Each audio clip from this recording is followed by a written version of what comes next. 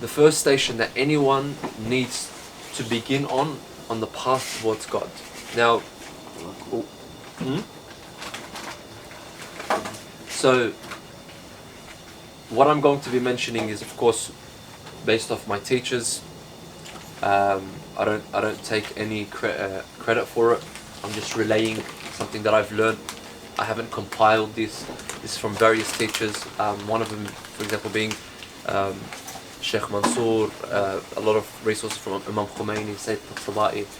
The Holy Quran is the source of reference, and the Hadith of Rasulullah are the source of reference. So, although I'd like to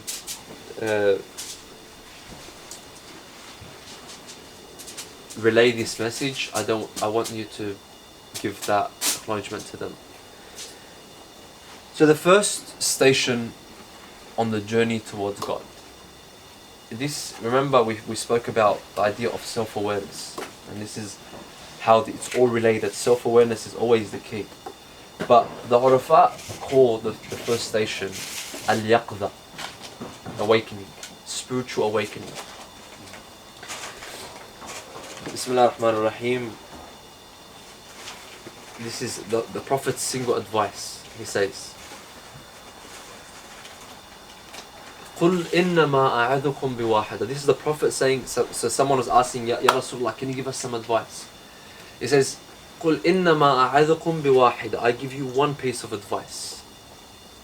He says, what is this advice, Ya Rasulullah? He says,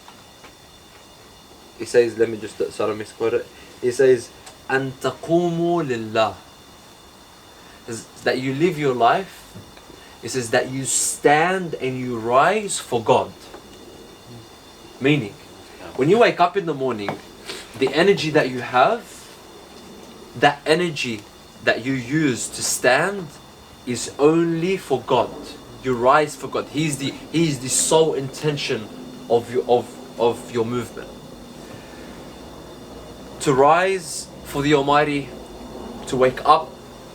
Al-istiqadha is the first station in building and establishing this relationship with Allah subhanahu wa ta'ala. Now, this form of rising can come in a group, and it can come individually. You can go on your prayer mat at home, sit down, turn off the light, put a candle, and really try and connect to God. Or you can go to the mosque and pray congregational prayers, and you can connect to God. This form of awakening and this form of standing up and spending your energy in the name of Allah subhanahu wa ta'ala can be an individual mission, but it's better and it's greater when you stand and you rise together. إِيَّاكَ نَعْبُدُ وَإِيَّاكَ نَسْتَعِينُ. Now, what does it mean to stand for God? What does it mean to rise for God? It simply means that your energy must be spent in fulfilling God's reason for your existence. Does that make sense? So your time has to be spent in trying to do what God put you here to do. And what did God put you here to do? مَا خَلَقْتُ الْجِنَّ وَالْإِنسَ إِلَّا لِيَعْبُدُونَ. That I did not create mankind and jinn except for worship and to obey me. Now, inshallah, we are able to be of those who ya'budun, those who are of the worshippers. But on this journey to becoming worshippers, what does Imam Sadiq alayhi salam, he says, when someone asks him about this ayah, he says, now there's different narrations and different wording. When he's explaining, what does he mean by ya'budun? In what form do I serve God? Like, alright, I have not created man and jinn except to serve. What is this servitude? How do we serve? He says, illa liya'rifun, or another terminology is illa liya'qilun, to learn and to grow, or illa liyatakamalun, to seek perfection. Now, all of them revolve around the same meaning, but it's the different terminologies for it. Okay. So, to become a rational person, to learn, to grow, and to become the best version of yourself, to strive on to become perfect, basically. That's the ultimate goal. Okay. So if I want to spend my energy, and taqumu lillah means that my stance, my energy must be spent all my energy must be spent in a way where I'm constantly becoming a better version of myself. Now that sometimes means that I need to rest and have fun. Don't mistake that, but I have to be working 24/7. Sometimes for you to grow, you need to rest. But sometimes for you to grow, you also need to do something that you really cannot be bothered doing. And you really dread doing. But you do it. So we're not removing that element. Okay? So, awakening is essential in the journey to Allah subhanahu wa ta'ala. Ya ayyuhal muddathir qum fa'andir. One. Qum. It says, O you who is sleeping. Look at the way Allah subhanahu wa ta'ala speaks to the Holy Prophet sallallahu alaihi wasallam. It doesn't say, Ya Rasulullah qum fa'andir. It says, Ya ayyuhal muddathir. O he who is sleeping. O you who is sleeping under the blanket. Who has the blanket over him. Get up. Arise and teach. Arise and warn others. Arise. So this form of it's what's the Allah subhanahu wa ta'ala trying to say? Like, there's always a time, and that time is gonna come. Ya Rasulullah, now is your time to get up and preach. So even the Holy Prophet has to go through that. He needs to go through an awakening process. He goes through awakening. Now, in this specific example of the ayah, maybe it was literal. He's literally sleeping, telling awakening. But Rasulullah sallallahu alayhi wa alihi trips to the cave of Hira, Mount Hira. It was all for spiritual awakening. It was all so he can get up, so he can rise, so he can be able to provide. Now, Sallu ala Muhammad wa ali Muhammad.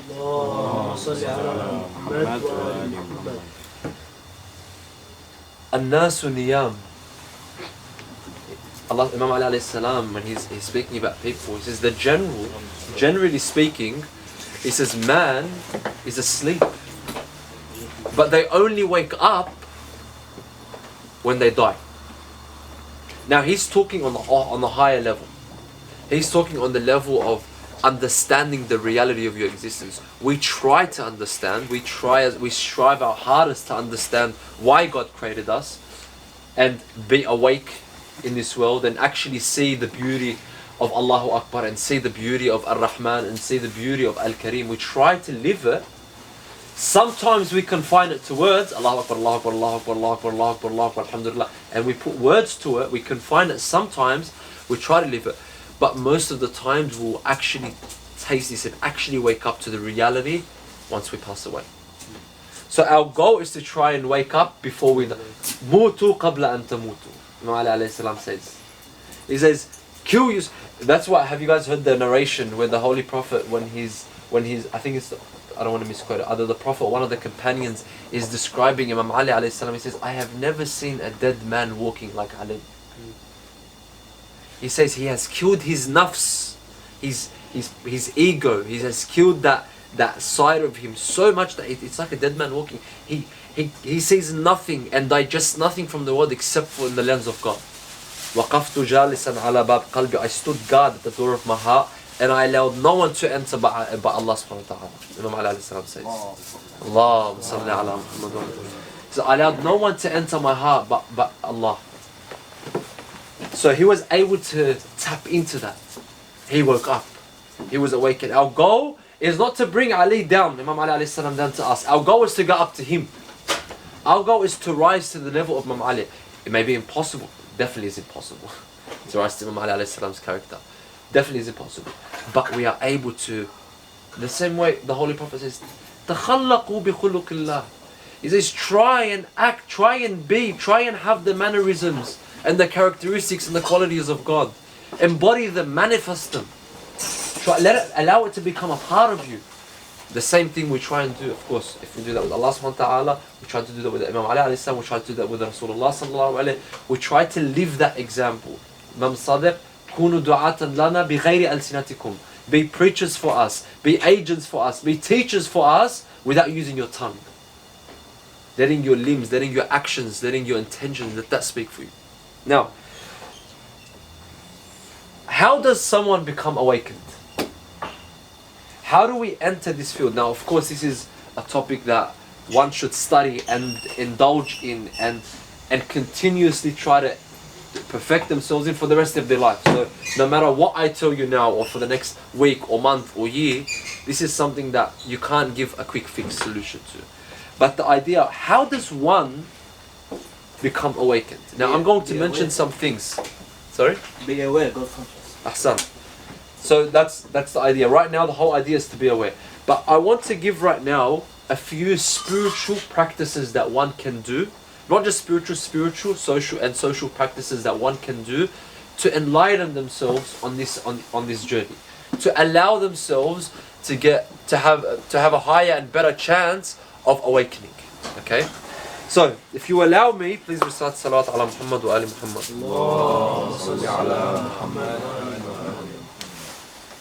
The goal is to wake up before we die. That's the goal. One way, the first way, is by firstly understanding that it's only in the remembrance of God that my heart finds ease.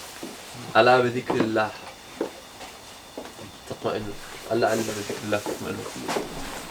So it's only in the remembrance of God. So the Holy Quran is the first prescription. Creating and establishing a strong relationship between you and the Holy Quran is going to go a long way in developing the ability or in your spiritual awakening. Okay? Mind you, just as a side note, this awakening that we're talking about, it may sound, what do you mean awakening? I'm not speaking anything like extraterrestrial. I'm not trying to give some extra complicated science. I'm just saying that if you're more aware and awake spiritually, you are going to become a better person. Simple as that. Towards yourself, towards your others, and towards God. And the whole goal of our existence is to satisfy that reason of why God created us, right? So, now, alongside reading the Holy Quran and indulging yourself and allowing that to become a part of you, do you guys remember the story that I once mentioned to you? I'll repeat it just for those who haven't mentioned it. Where if you want to know the relationship between you and your Imam, you and Sahib al-Zaman, Ajallah Ta'ala Faraj Sharif, before he returns, if you want to know how strong or how weak your relationship, look at your relationship with the Quran.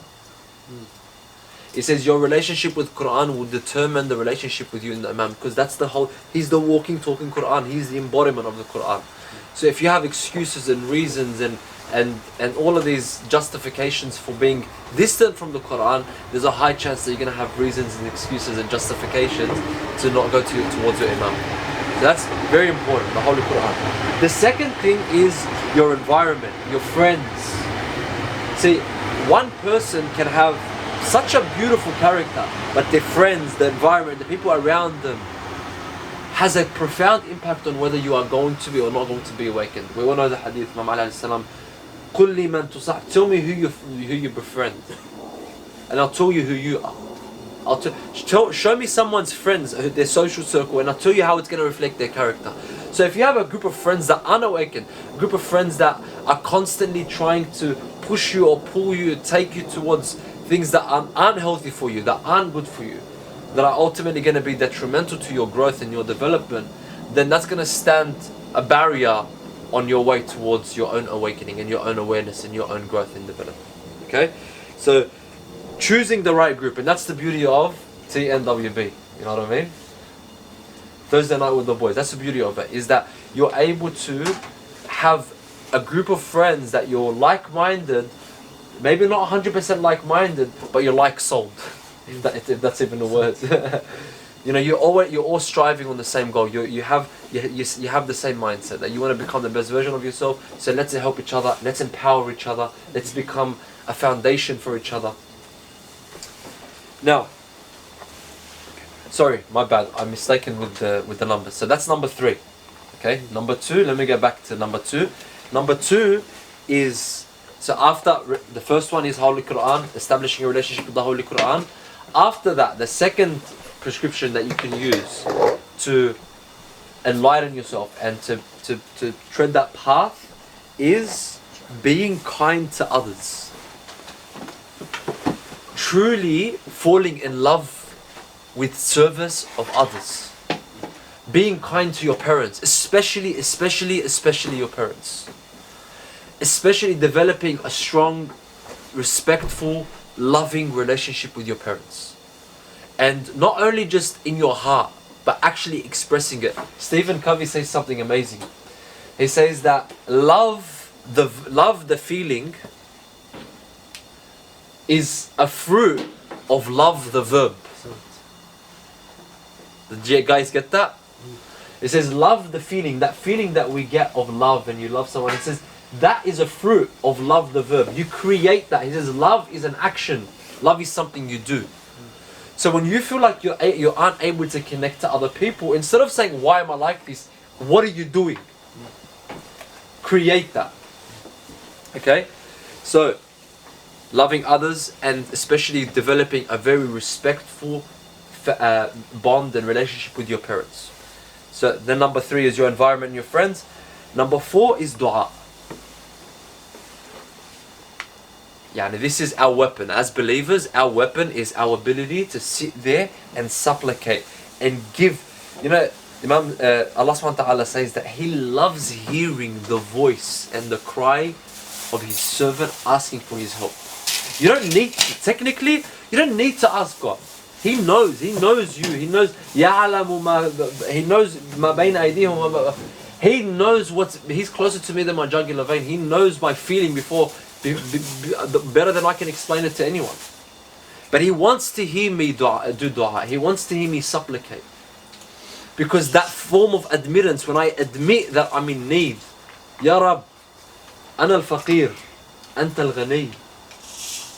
When you admit that, when you allow yourself to say, to humble yourself in front of the Almighty, that dua becomes a weapon. Because you no longer fall into the toxic, disastrous states of envy, or I should say arrogance. You know your place, and you can be grateful for what you have. Number 5, the 5th thing that will help you and align you on this journey is entering the magnetic fields of awakening. And what I mean by that is, there's a hadith that describes, it says, do you want to know what a garden of paradise is in this dunya? It says, yes, hulaq. He says, hulaq al-dhikr. He says, do you want to know what a halqa is, like a gathering of paradise? It says, hulaq al-dhikr, where people gather and learn and grow and learn about God and learn about themselves and try to develop themselves. He says, these are little bits of heaven on earth. You guys have heard the story of a Holy Prophet once walked into the masjid and he saw people praying and reading Quran and doing ibadah, and he saw people sitting down having a discussion, and he went and sat with the people having a discussion. So attending these, being committed to these, letting these discussions and these gatherings be a positive influence, that will be a big sign and a big help and movement in your awakening. And I'll give you an example. Now we don't have unfortunately we aren't blessed with the fact that we can sit with our imam. We can't sit with the imam at our time. The time of the imam, they had that. They were able to. So back then, if you wanted to become, enter this world of becoming a better version of yourself and learning, then you just go to your imam. You'd be in that magnetic field and learn from your imam. We don't have that. What we do have is we have things that have been put in place for us to create and establish that relationship. For example, dua al-ahd. So we want to establish a relationship between us and our imam. That's essential to our connection with Allah subhanahu wa ta'ala. It's essential. And this relationship with the imam is something that I have to pursue. And that's what dua al-ahd is. Dua al-ahd is literally a covenant. Your covenant to Sahib al-Zaman. Read it 40 days in the morning. Inshallah, Allah yuwaffirna first. I speak to myself before anyone. May Allah subhanahu wa ta'ala grant us the ability and really to make us fortunate enough to be able to read dua al-ahd every single day. To make it dua al-ahd and ziyarah. To make that a part of us. To pledge our allegiance to Sahib al-Zaman every single day. Imagine every day you're waking up and you're starting your day by saying, Allahumma ja'alna min ansarihi wa a'wanih wa dhabina an. You're preparing your energy and your state for the whole day at the service of Sahab al-Zaman. That in itself is extremely powerful. And number 6, and finally, something that can cause people to be awakened, is hardship, trials, tribulation. Someone passes away, tragedy. inshallah Allah yatawal ba'umrukum and yibad ankum kull shar. But that allows people to wake up. The loss of a friend, the loss of a brother, the loss of a father. These things affect. Now, what does this mean, my brothers? It means that this hardship and this difficulty and this tragedy now its meaning has changed for us. It means that when God is indirectly telling me, here's a chance for you to be awakened. He's putting it my way. It can be emotional and it can be hard. You can experience tough things. But these tough experiences, you can mold the meaning in your life. In your mind, you can change the meaning of what this experience is. It can be a downfall. It can be something that you can never recover from. It can be the hardest thing you've ever experienced. It can be something that, oh, why God, why me? And why am I experiencing this? It doesn't make sense. I don't deserve it. Or it can be, okay, how can I build my relationship from here with Allah subhanahu wa ta'ala?